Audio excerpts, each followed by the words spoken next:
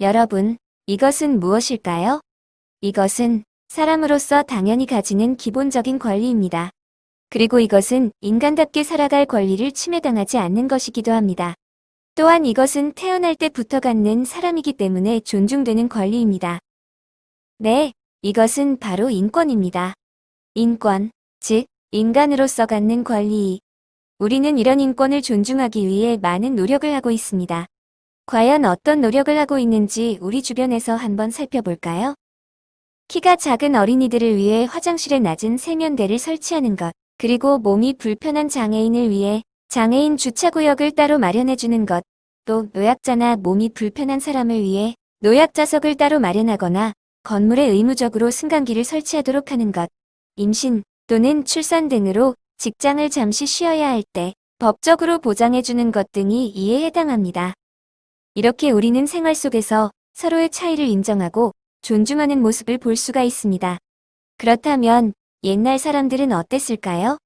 인권 신장을 위해 노력했던 옛 사람들의 노력을 살펴보겠습니다. 먼저 허균입니다. 허균은 홍길동전이라는 최초의 한글 소설을 통해 당시의 신분 제도를 비판하였습니다. 그리고 방정환은 어린이날을 만들고 어린이의 인권 신장을 위해 노력하였죠. 그리고 테레사 수녀는 가난하고 아픈 사람들을 도와주고 보살펴주는 일을 하였습니다. 또한 마틴 루터 킹은 차별받는 흑인의 인권 신장을 위해 노력하기도 하였습니다. 이것뿐만이 아닙니다. 인권 신장을 위한 여러 제도들도 있었죠. 예를 들면 억울한 일을 당한 사람이 임금의 행차 때 징이나 꽹과리를 쳐서 임금에게 억울함을 호소할 수 있었던 격쟁이라는 제도도 있었고, 백성들이 억울한 일이 있을 때 대궐 밖에 설치된 북을 쳐서 임금에게 알릴 수 있었던 신문고 제도도 있었습니다. 또한 신분과 관계없이 억울한 일을 문서에 써서 임금에게 호소할 수 있었던 상언제도라는 것도 있었으며, 사형과 같은 무거운 형벌을 내릴 때는 신분과 관계없이 3번의 재판을 받도록 하는 삼복제라는 제도도 있었습니다. 우리 조상들은 죄를 지은 사람에게 형벌을 내릴 때도 억울하게 벌을 받는 일이 없도록 세밀하게 조사하고 신중하게 결정했던 것이지요. 특히 삼복제라는 제도는 삼심제라는 이름으로 오늘날까지도 이어지고 있는 제도입니다.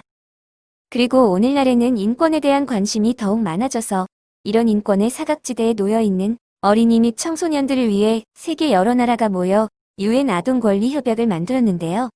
이 협약에는 18세 미만의 어린이 및 청소년들의 모든 권리에 대해 규정이 되어 있으며 생존, 보호, 발달, 참여의 권리에 대한 규정이 적혀 있습니다. 먼저 생존의 권리는 적절한 생활 수준, 안전한 주거지, 영양 섭취 및 기본적인 보건 서비스 등에 관한 내용이고, 보호의 권리는 부당한 형사 처분 금지, 과도한 노동 금지, 학대 및 방임 금지에 대한 내용이 포함되어 있습니다. 또 발달의 권리에는 문화생활을 즐길 권리, 교육받을 권리가 포함되어 있으며, 참여의 권리에는 자신에게 영향을 미칠 수 있는 문제에 대해 말할 권리에 대한 내용이 포함되어 있습니다. 그럼 이것으로 인권을 존중하는 삶에 대한 첫 번째 요약 정리를 마치겠습니다. 다음 두 번째 시간에는 인권이 침해되는 사례에 대해 배워보도록 하겠습니다. 감사합니다.